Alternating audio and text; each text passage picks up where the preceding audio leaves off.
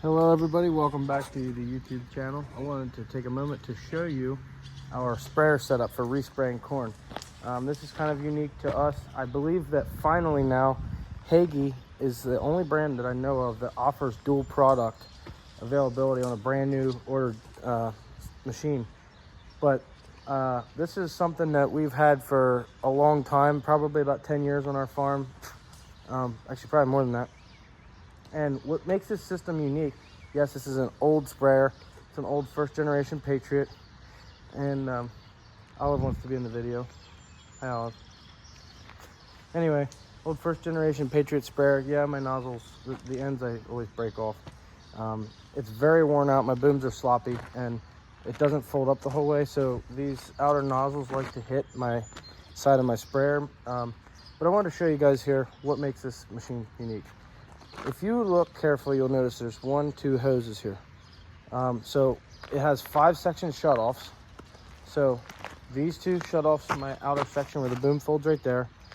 These 2 are this wing, 2 in the middle, 2 for that end and 2 out there. Everything's double, and then you'll notice there's a 300-gallon tank and a 750-gallon tank. So the side ones are for foam markers, which we haven't used since we bought it. But it used to, when it was new, it used to be equipped with foamers. So we have a 750-gallon tank, which is plumbed to these drop nozzles. Now there's short ones here because they fold up to hit the tire. They hit the tire, and I have that piece of rebar there, so it actually holds them out away from the tire to avoid that abuse. Drop tubes for nitrogen, they're hooked to the 750-gallon tank. Now, when we respray, we apply it at 22 gallons per acre of nitrogen side dress between the rows. I'd love to try wide droppers. This is the equipment that we have right now, so that's what we're going to use. And then we have our blue nozzle.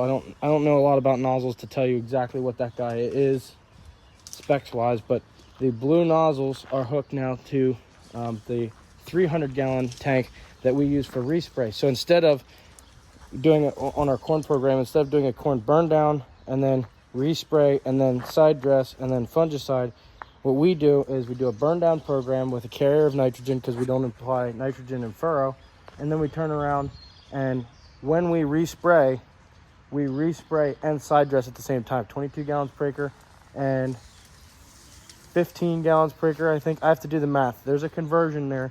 There's a certain formula that makes it that the 750-gallon tank and the 300-gallon tank runs out at the exact same time, but I forget what that was. I think it's 15 gallons per acre. Maybe it's 10. Either way, wanted to just show you though, because this is kind of a unique system. So we have 2 of everything. So on my ag leader controller, I have 10 shutoff sections and a 5 shutoff boom. So if I want to turn off that left wing for both products, I have to turn off 1 and 6. And then this one would be 2 and 7. And the middle would be 3 and 8, and so on and so forth. And it gets really tricky because if I want to shut off both of my boom tips to fit through a skinny area, I have to shut off 1, 5, 6, and 10.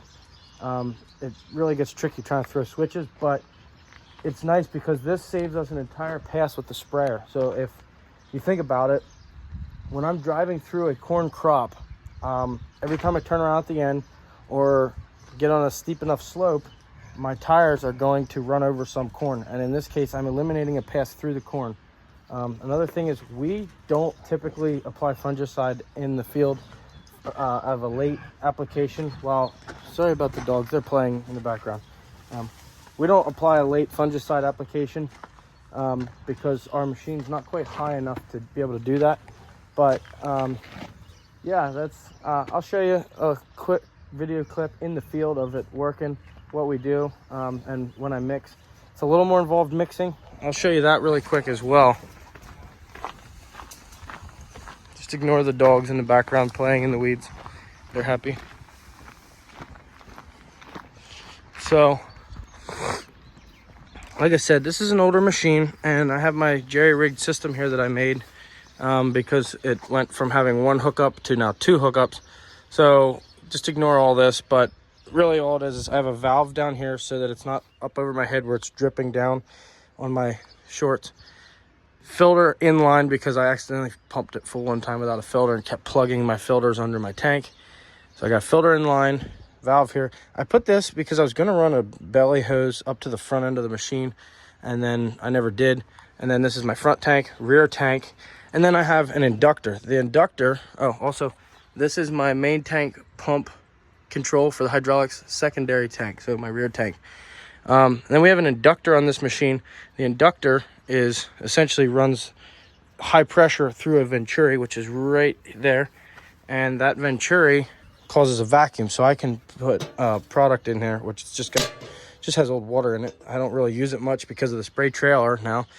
But what's cool is instead of just having my standard inductor system, we have another two-way valve put on the inlet and outlet side of it. So I can take front tank to front, or I can switch it to rear tank. Like if I do this right here, induct, and then set this valve to rear tank, I can induct into my rear tank, or vice versa, which I'm not going to do, but I want to show you.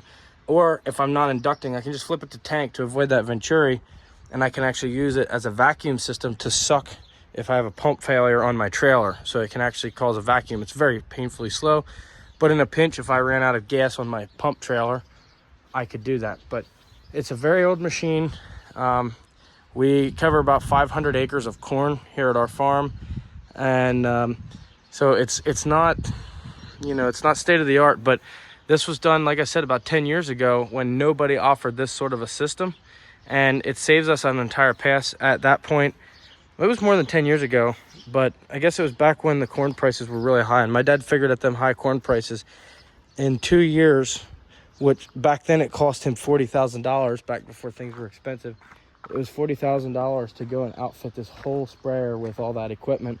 Dad figured in 2 years at the $7 corn that we had back then, it would pay for itself. Now it takes a little longer than that, but you know, we did it right away when we got the machine. This was before I was really farming. It was all Dad and some employees, and this was one of my dad's inventions. I don't know, it's an old machine, but it does what we need it to do. And the catch is, it's really hard to justify replacing this machine today, because we can't really buy a machine that does what this does used, because nobody offers it. So that's kind of why we're stuck with this machine, because it's too doggone convenient to do 2 passes of spray in 1 swipe. So, all right, check out some other stuff on the YouTube channel. We got some regenerative experiments going on. I really haven't been doing a whole lot of the POV stuff, but if you look in the background, the combine's down there.